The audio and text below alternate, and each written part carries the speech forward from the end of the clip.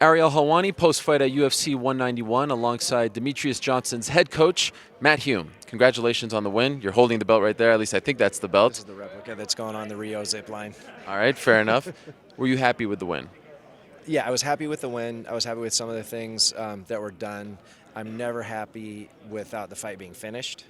So that was where we came up short tonight, is not finishing the fight. But he did a lot of things. He showed, that he's a better striker, that he's still the fastest man on the planet, that he was much faster than Dodson. And he did a lot of things very well tonight. Some things that we wanted to do didn't get accomplished. The main downfall tonight was not finishing. But overall, I'm happy. Do you recall seeing any moments, any openings where he could have gotten the finish and for whatever reason did not? Not a specific opening. Just there were times where, when every time I gave him advice in the corner, was something that he could do to help push the fight towards that finish. Because the more effective he is in the fight, the more times he's effective, the more Dodson is broken down, and the more DJ can push Dodson's conditioning and hurt him, the closer he's going to come to finishing him. So I was just giving him things that he could do to make that happen each round, but not enough of those things happened in order for us to actually get the finish. You know him so incredibly well, and we get the sense that John was getting under his skin, or more so the idea that John can actually beat him was getting under his skin. Did you get the sense afterwards that he's incredibly satisfied that he has answered all those questions now? No, I think that's totally inaccurate, that it was under his skin that John could potentially beat him. There's never a thought in his mind that John could beat him at all, ever. Were you ever worried? No. You'd be an idiot to go into a fight and say there's nothing you can do to beat me, because obviously if you stand there and do stupid things and get hit or give away a submission, you're going to lose. But if he's focused, there's nobody on the planet that can beat him at his weight class and maybe another weight class. Your relationship with him is one of the best in the sport as far as coach-fighter relationship. Even Conor McGregor, who is not one to give out compliments, went on Twitter tonight to applaud your relationship with Demetrious and said you have one of the best duos in the sport. How did you develop such a tight bond with him, and what's it like for a coach to know that whatever you say, that fighter in there is actually going to respond and do it?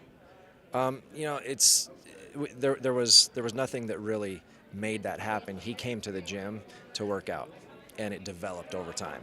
And so over time, it's just been a coach and fighter relationship, which to me is like a family relationship.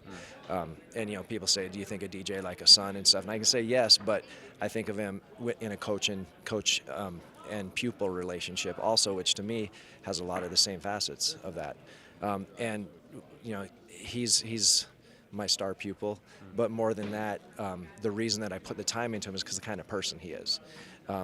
You saw the worst of DJ tonight, and he actually really had some dislike for his opponent. And usually, you won't see that. But any word that came out of his mouth wasn't what you see all over the place. He's just a good person all the way around, and that's why I've spent so much time with him, and that's why we have this relationship. Does it bother you when you hear the boos, or when you hear people say that he's not as exciting as some of the other champions when they put down the flyweights? He is the face of the flyweights. Does that stuff bother you?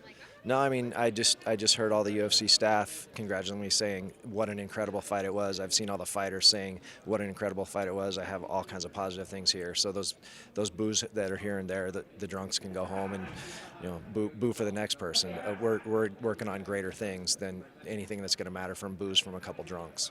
And he just spoke to us and seemed a little, I don't know if agitated is the right word, but he continues to show us glimpses of who he is, and it's revealing, right? Why is he like that? Did you understand why? Like, can you explain to us why he is unable to really appreciate these victories and enjoy them and celebrate them, at least in front of us? Because he's searching for perfection. If he didn't do everything that he should and finish the fight, then he still has more things to work on, and he's focused on doing those things. He's not in this to go get a victory and jump up and down for himself. He's in this to be the greatest fighter ever. Final question, who would you like to see him fight next? That's up to UFC, standard answer. Yes. But there's a gold medalist out there that's undefeated right now, and I think that's a very marketable fight and a very tough opponent. So, Henry Cejudo's out there. The champion doesn't ever call anybody out, but when I'm looking across the flyweight ranks, he's kind of sticking out. Thank you. Congratulations. My pleasure. Thank you, Ray.